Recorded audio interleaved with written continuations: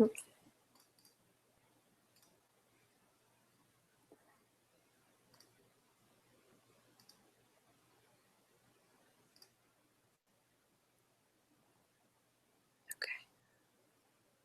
Okay. So fun.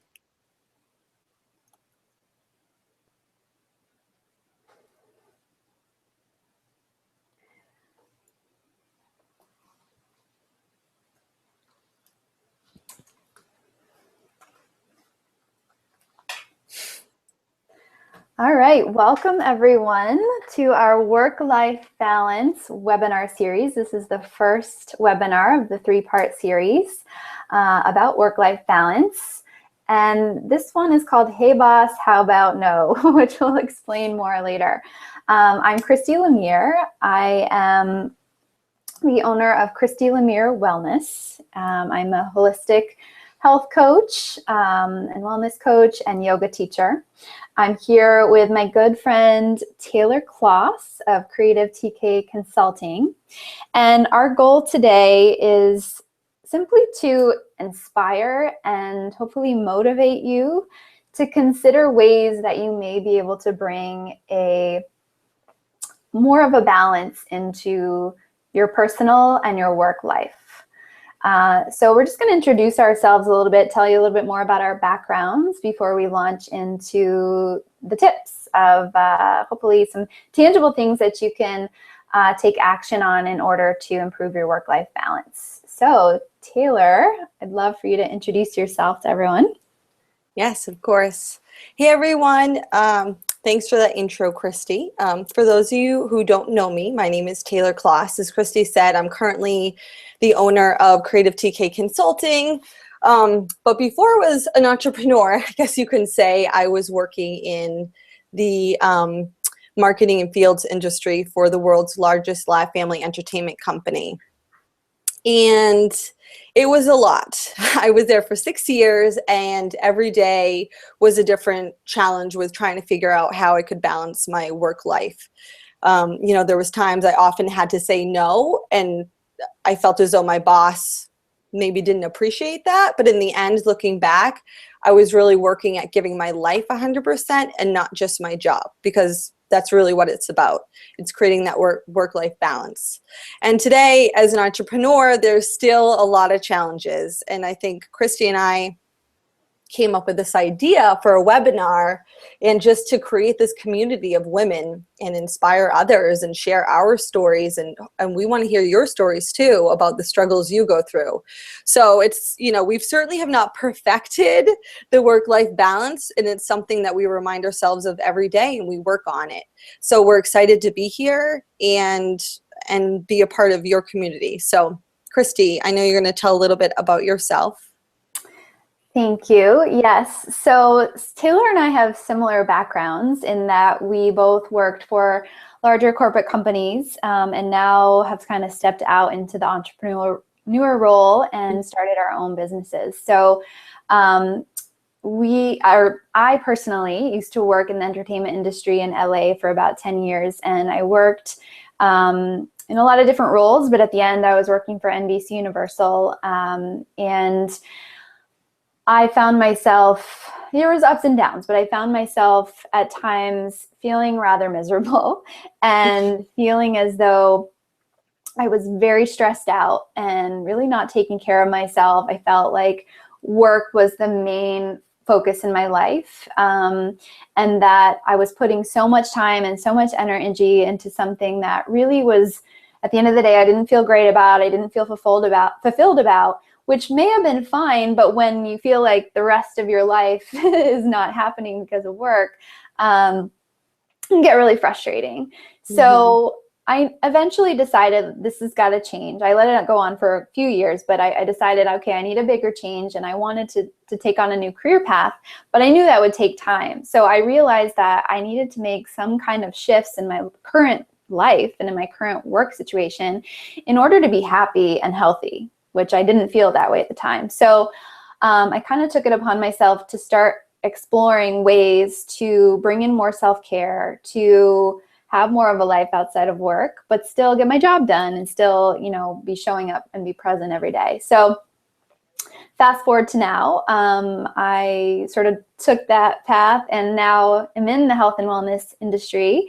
And really one of my huge passions based on my personal, past and experience is to help others, inspire others, motivate others, and give them resources and tools to bring more healthy balance into their lives, whether that be through nutrition, through exercise, through, sort of mental health, and be able to feel that they have that kind of balance, which, as Taylor mentioned, is always a work in progress. We now, as entrepreneurs, have different types of challenges in order to keep balance. Sometimes it's even hard to turn off your work life at the end of the day because you are the boss. So we'll kind of talk about that a little bit more too. So again, it's a lifelong journey, but we're here to create this community, start the conversation, and to allow people to explore their own situations, their own lives, and consider if there's little small shifts they can make. So I'm going to come back to the presentation so you can follow along. And feel free to jump in with questions along the way. There should be a box on to your right where you can fill out questions, and we're going to take some time at the end and answer those questions. Yes, please do. We'll definitely look forward to answering any questions you have. All right, so Taylor, do you want to take the first slide here? Yes. So I think this slide is, why is learning how to say no so important? It's so many people will say, oh, I can say no to this, I can say no to that. But the reasoning behind no is so important. So for me, it's feeling comfortable with saying no. So being in that role of, I can't commit to that, or I can't do this, and knowing why. So we're going to dive into that a little bit more, but it really is important to get comfortable with that word, whether or not you say it in a different or nicer way. And we're going to kind of review that, but it's okay. So we're here today to talk about why you should feel comfortable with saying this word no. Absolutely. And I personally have been one to struggle with that in the past. As a people pleaser, I tend to want to always say yes. So I think it is really important to explore that. Yep. So the first real thing we want to explore today is creating boundaries in the workplace and at home. So a few kind of tangible things to consider. The first one is really considering establishing your work hours. Now, you may have a regular 9 to 5, or you may have, a different type of work schedule. If you are an entrepreneur or, have your own business, you may have more flexibility in establishing your work hours. But regardless of what your situation is, I think it's really important to create boundaries around the main hours that you are going to work every day. Mm-hmm. That was something that when I worked in, for a large company, was something that, I had the standard work hours, but as I'm going to talk about in a moment, I was able to tweak that in a way that really served me well.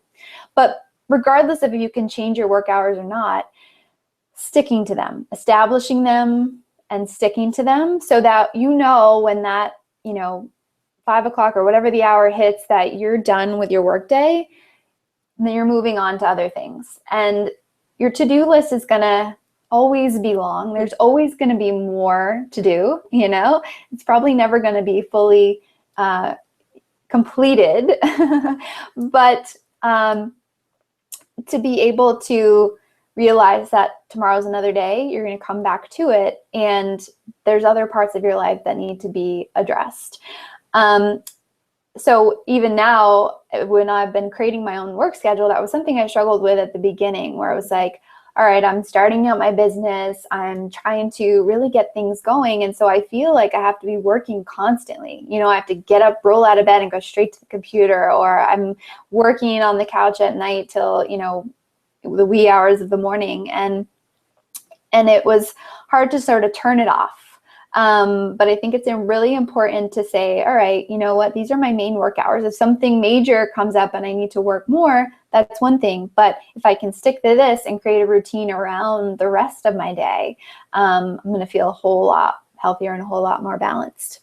So another thing to consider when you're doing this is to be aware of technology. Like I said, I might be on my laptop till late at night, but that was something that I felt like I had to put boundaries on. So we recommend that you put away the computer, you put away the phone, the smartphone, whatever it is, at least an hour before bed, preferably 2 to 3, and just let it go. You know, there's this sense of urgency that's created out there, whereas people don't really expect a response if they're emailing you at 11 o'clock at night, but we feel like we have to address things right away. So regardless if you're doing work, if you're on Facebook, like whatever the technology is, you're going to have a much more relaxed and present evening and be able to sleep better if you put the technology away and you really cut that off. So if you go to bed at 10 o'clock every night, 8 or 9 o'clock, that's when you put the technology away. Maybe I've had to put it in the other room, because if it's on the table next to me, I'm tempted. But if I put it in my office or another room in the house, then the temptation is not there. I think, Christy, to add to that, when thinking about technology, you have to think about too, what are you giving up by sitting there and being on your phone? You could have an hour of really nice time with your husband or your kids, whatever it is that you're doing, you could be in that moment, presently in that moment, versus just on your phone. And probably most of the time, a lot of us are just checking Facebook and Instagram, and we do similar things that you have to remember, like what you're giving up just to check Facebook, like really try to prioritize where, what you want to work on, and having that time, that alone time with whoever that person is going to be important.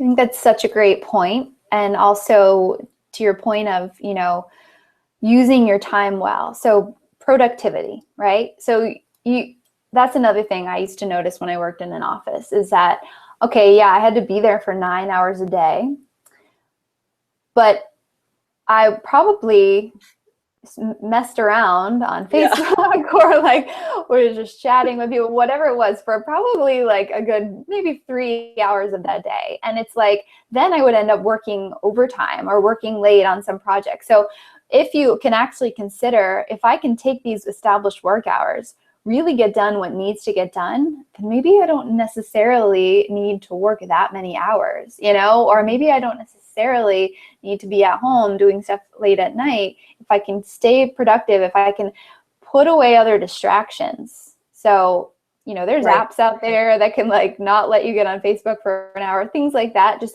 notice what your your biggest distractions are, what your biggest things that take you away from what really needs to get done, and consider how you might be able to put those aside so that you can use the actual work hours to get what you need to get done, and then be able to be free of that work on your off hours. Exactly. So thank you for that, Taylor. The last one is to consider asking for a flex work schedule. So if you do work in an office, this is something that and not everyone has as much flexibility here, but when I worked in an office, I had to commute an hour each way at least, depending on the traffic.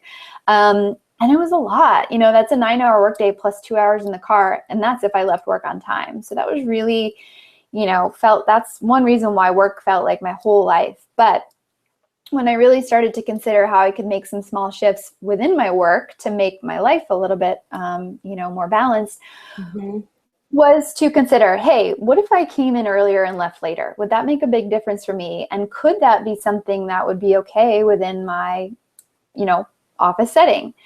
That was one thing that I considered and I asked for and was able to do that sometimes. I also considered, hey, could I work home from Fridays? Or could I work a half day on Fridays, maybe work longer hours? So things like that, where if you really consider what's going to serve you well in terms of your work schedule, what would make a huge difference for you, and all that, and then considering, how's that going to affect my coworkers? How's that going to affect the work that's getting done? And if you can find a way to make your case and make sure that everything's still going to get done, everyone's still going to be in good communication, then I think that it's definitely worth asking for. Yeah. And can make a huge difference. I had a client recently who was able to reduce one day of work, add a couple of hours on different days, and it was life-changing for her. And so I think, really considering what your options are there. And if you do make your own schedule, considering what is your most productive time in the day? For me, if I get up, I, have my morning routine and then I start work, I know those are my most productive hours. Also late in the evening, I kind of get my second win, but I know those afternoon hours, yeah, I'm still able to get some things done, but I find myself very distracted. I find myself needing a little bit of a break. So now I've kind of, beyond just the hours, I've decided, when am I going to be able to get the most done? And then what could I use that other time for that would be more enjoyable for me? Perfect.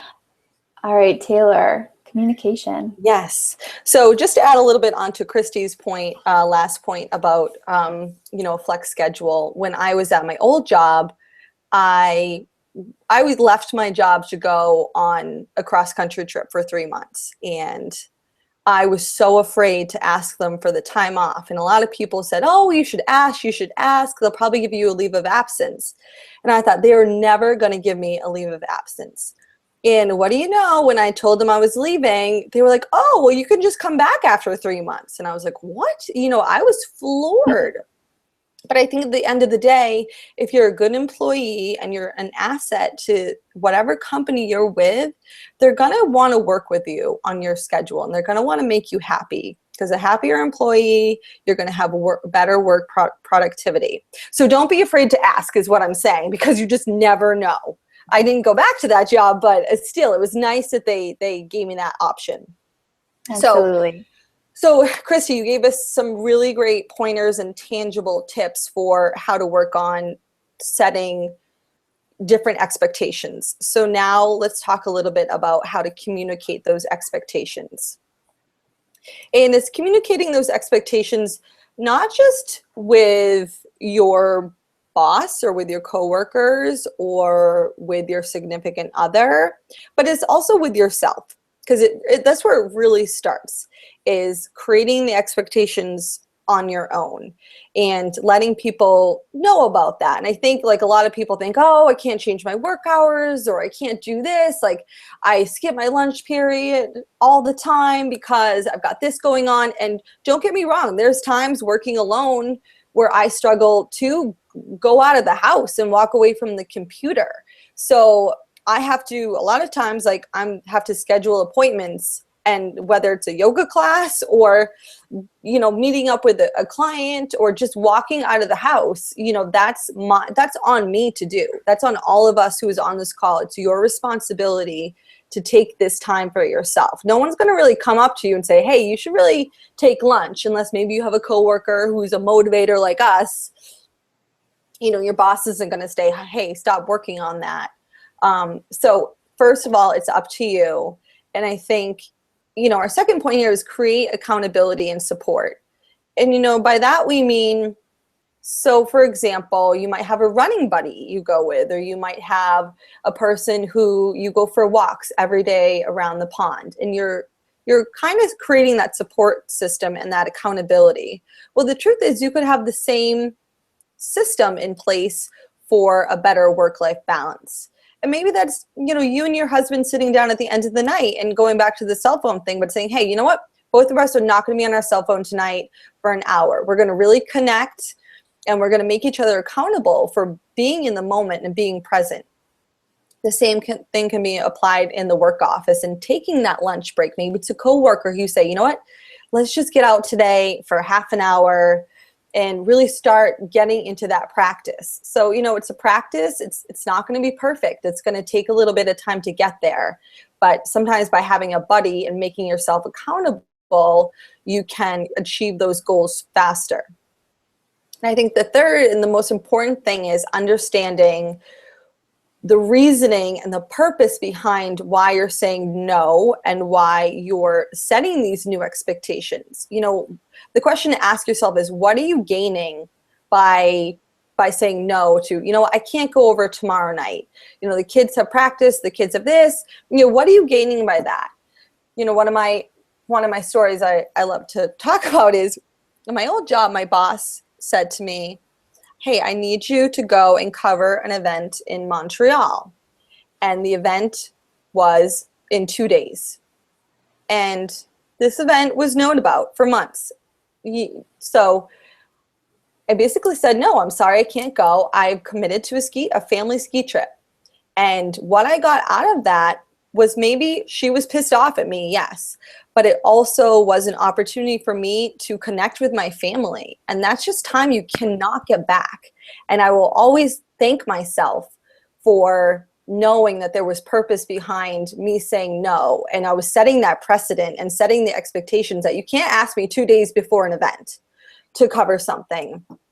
And I think at the end, when I left my job, she said, you know, I always thought you weren't giving the job 100% because you said no to last minute things and you wouldn't cover things. And then she said, then I just realized you were giving your life 100%. So it's something that you're going to leave a job you're at, or you're going to, you know, evolve. And just remember that, why you're saying no to these things and setting these expectations. Yeah, I love that. And I think that what comes with that is like really getting clear on your priorities. What's important to you in your life? What do you want to remember? What are the moments that you don't want to miss out on? And I think to Taylor's point is, when you have that clarity, right? When you have the purpose, the reasoning, you're able to communicate it much more clearly to those involved, and to feel the confidence in, hey, these are going to be my work hours because I'm still going to get everything done and everything's going to be fine. And this is why it's really important to me. So I think it's important to really get clear behind all of that before you then present it. If you have to ask your boss for this big change, to really have a case, made for yourself. Exactly. Awesome. All right. And I think that rolls, I think exactly what you said, Christy, rolls into how to say no. You know, we're talking all about say no, but like, how do you do it? Like, how do you actually say no without pissing people off? And the truth is, you're going to piss some people off, and you have to be comfortable with that. You have to be. And that goes back to the reasoning behind why you're saying no. You know, you can't walk around being a people pleaser. And I know, Christy, you talked a lot about being a people pleaser at your old job, and just ended in you being unhappy. So, you know, it's getting comfortable with saying the word no. And I recently went to a photography convention, and went to one of these sessions, and the guy was very good about being, you know, you need to get comfortable with saying no. And he made us go around to 20 different people and ask them a question you knew you would get the answer no. So, you know, just to get yourself comfortable. I mean, it's just no, it's not that big of a deal. So, you know, on the other side, it's, you know, don't be afraid to ask these questions and hear the word no. And then also, it's okay to say the word no yourself. And when you present, go ahead. Sorry, I was just going to ask if you would give the example of the bartender story. Yeah. I love that. So we had to do this, you know, ask these questions. And so at night, there was this networking event. And I went up to the bartender and I just said, he was pouring. I asked her, I was like, oh, can I get a glass of Pinot Noir? And he's like, yeah, sure. And I was like, can I have that drink for free? And he was like he looked at me like I had 15 heads. And he was like, no, actually, yeah, we can't. You know, he starts going to all this reasoning. I felt so bad. But so, yeah, that's just the example. So, you know, and so like this, number 2, he started to share his reasoning behind why he was saying no. He was like, oh, you know, my manager, and like, I would really get in trouble. It was so cute. But so like, if you have the reasoning behind why you're saying no, you're going to feel a lot more comfortable with actually saying it. And that goes back to my family ski trip of what are you gaining by saying no? You're probably gaining a lot when you actually sit down and think about it. whether it's just more of a stress-free life or gaining clarity or time alone or time with your husband, time with your kids, you're gaining a lot more than you think you are. So just take a minute and think about the reasoning behind it when you present the actual, hey, yep, it's not going to work for me. Yeah. And I think, you know, also rather, you know, not just about saying no to, you know, a request from work or something, but just thinking about that in your personal life as well. You know, thinking about all the things that you do because you feel this obligation, right? And sometimes taking a step back and, you know, looking at, I'm saying yes to all these things and I'm constantly busy. I have no free weekends and then I'm super busy at work. It's like, what if I just, you know, politely say no, thank you, or politely say, sorry, you know, I really need a day to myself, or sorry, I really need some time to, you know, organize my things, and not maybe having to show up at every single, whether it be a family obligation or, you know, a friend gathering or whatever it may be. Sometimes time to yourself is just as important. So really considering, what do you want to have in your life? What do you want to, you know, what are the priorities for you? And then finding the time for them by maybe saying no to some other things that are constantly getting in the way of you living the life you want to live. Exactly. All right. So moving on, scheduling your me time and making yourself a priority. This was key. It's one of the most important things for me when I was in that situation in my job and really wanted to try and find balance. So it wasn't easy. I was, you know, working 9-hour days minimum, commuting at least 2 hours a day. Where was the rest of my time, right? When I ever going to find time to exercise or, you know, have time with friends or cook or grocery shop for healthy foods, that kind of thing. So what was really key to me was gaining control over my schedule. And so, you know, looking at everything I had to do for work, and, you know, I did do some things to help shift my work schedule, have a more flex work schedule to create a little bit more space. But even within that, I was like, all right, what do I want to accomplish in this week for myself, my me time, right? And how's that going to fit in? So as an example, I decided, you know what, I need to have a little bit of exercise. I need a little bit of, you know, time during the week to get my mind off things, but I have to get up so early. So morning's not going to happen for me. By the time I get home, I'm exhausted. So I was able to find a lunchtime yoga class, Tuesdays and Thursdays, 1 to 2.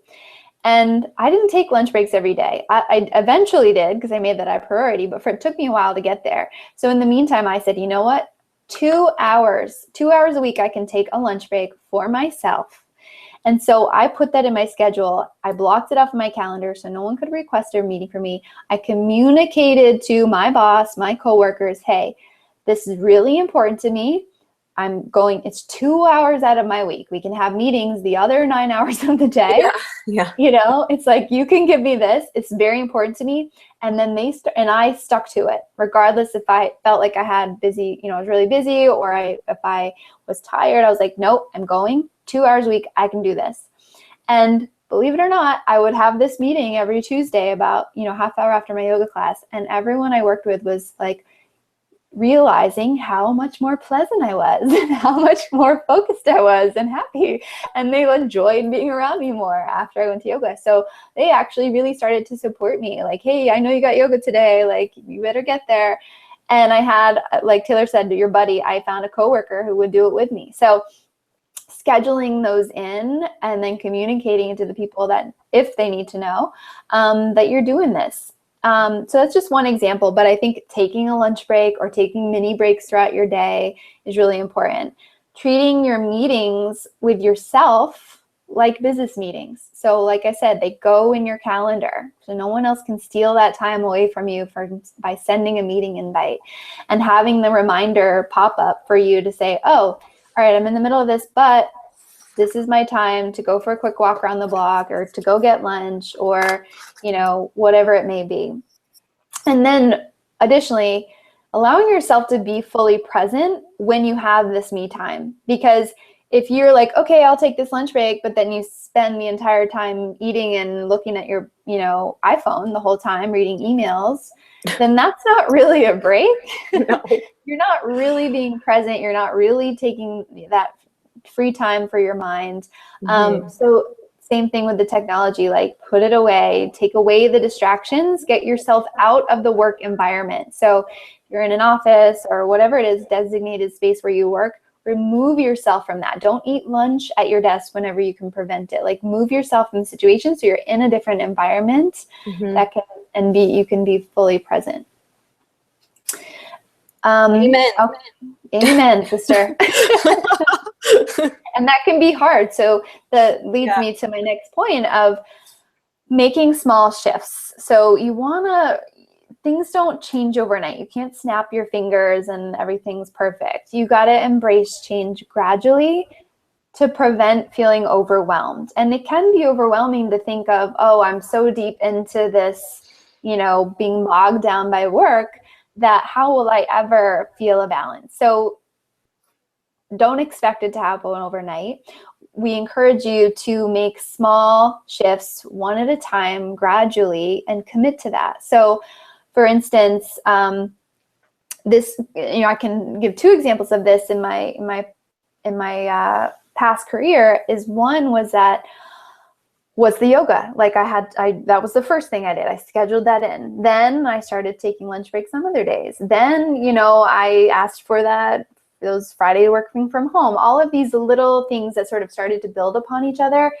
And by the time that I had really put the me time in there, I had shifted the schedule, I actually really started to enjoy my job more. I was still doing the same work with the same people, but suddenly I had this feeling that, okay, work isn't so overwhelming for me. Work isn't so crazy for me. It's not my whole life anymore.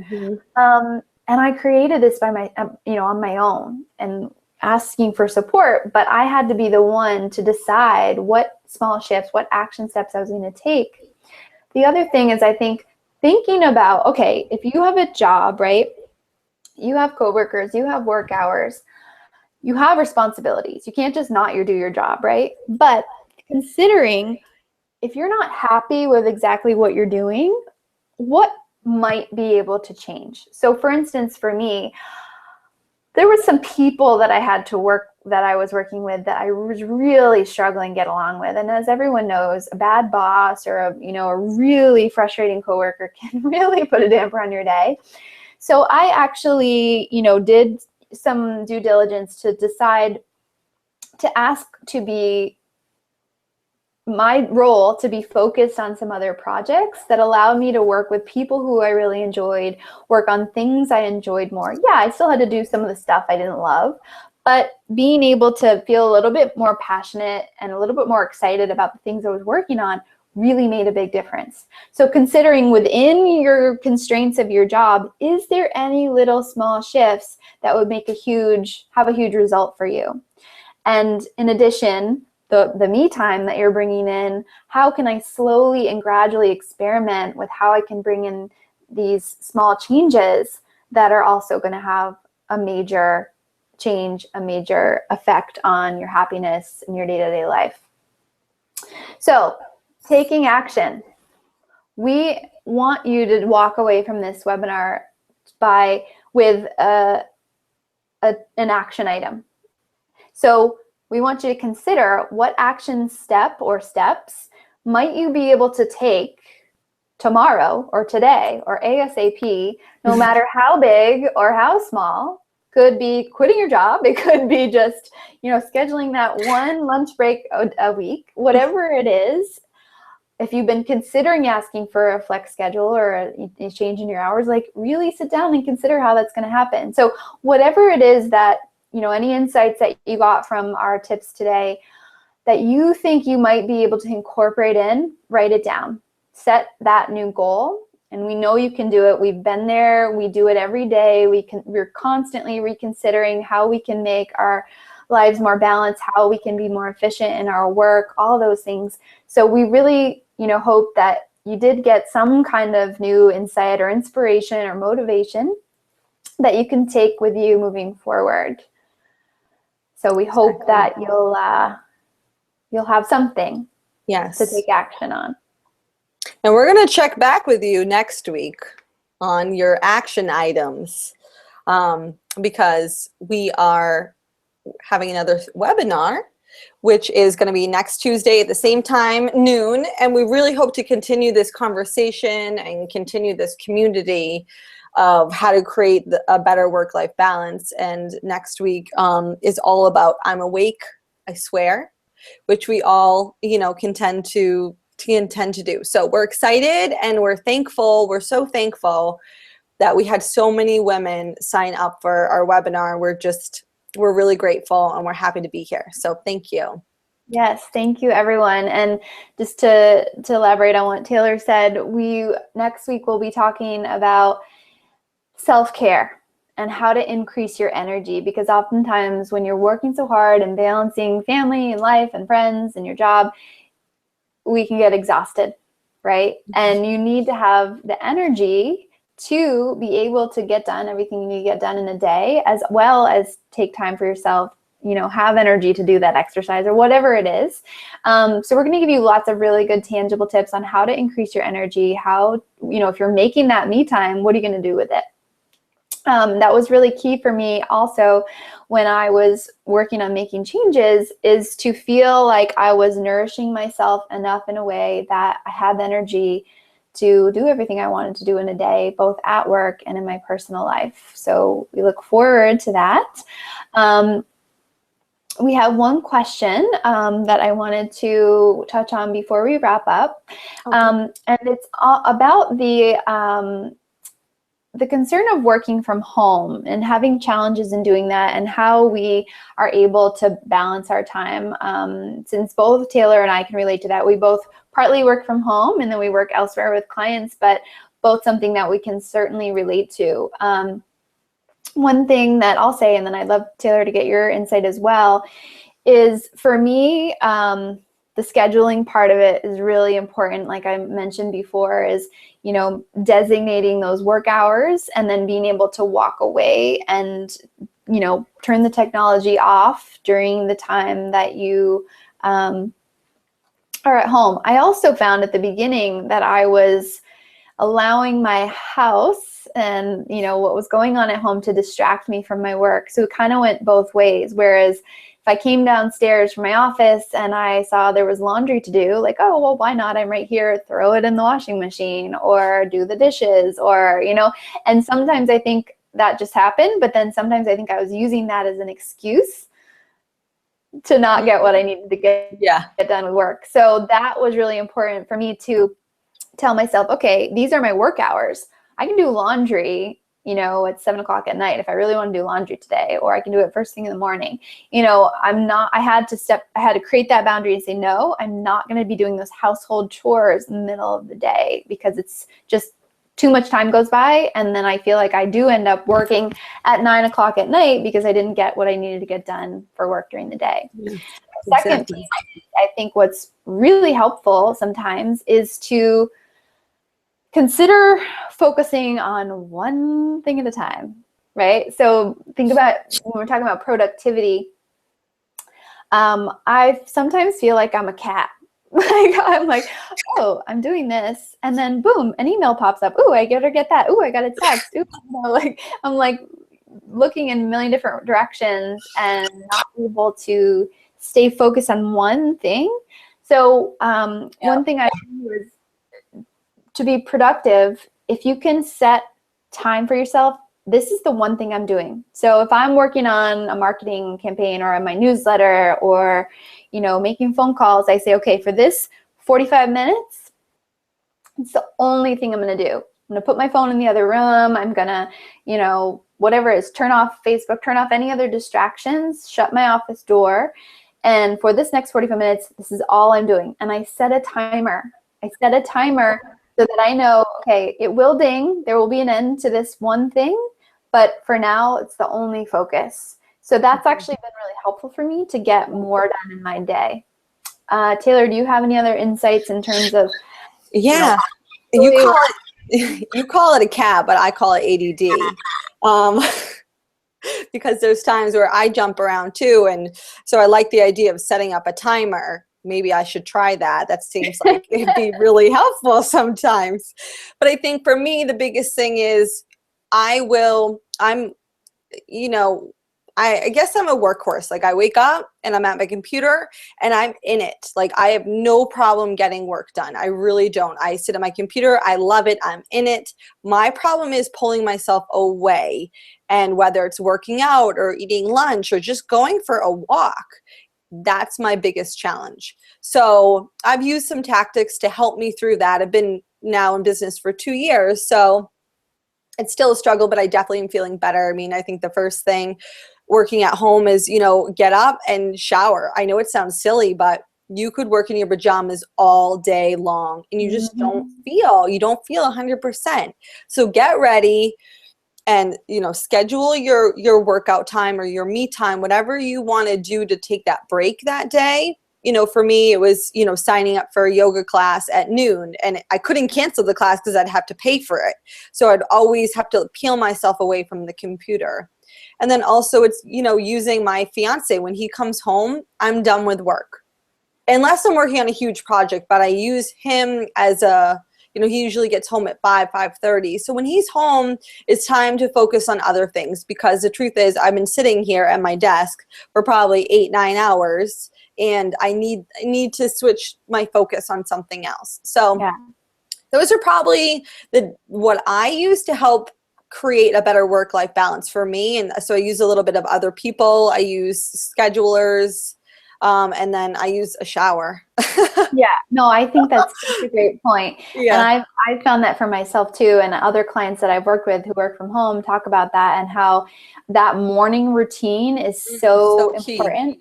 Whether it's you're taking a shower, you're going for a walk, you're exercising, or you're making breakfast before you start your day. So I personally, most days when I can help it, I don't get up and I don't go straight to my phone. Like I get up, I go for a walk, I have breakfast, and then if I can, I'll take a shower, and then I'm checking my phone.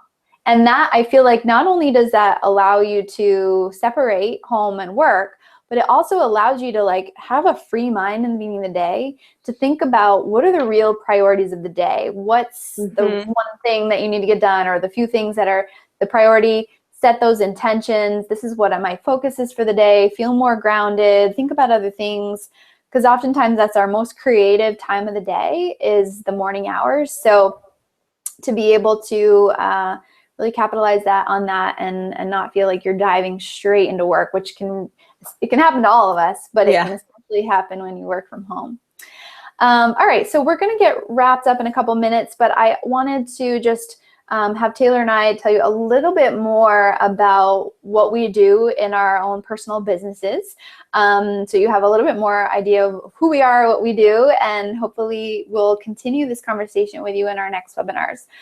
So Taylor, do you want to just tell us a little bit more about Creative TK and what you do in your services? Yes. So my day-to-day is a little bit different, but at the end of the day, and my slogan is, I help small businesses enjoy the ride. And I really try to remember that every day. So what I basically do is I work with mainly small businesses on helping them with all things marketing. So it could be graphic design, could be social media campaigns, it could be doing email marketing, it could be coming up with a whole marketing campaign around a grand opening event, or an event planning in itself. So I think from my old job, I learned a lot of wearing a lot of different hats.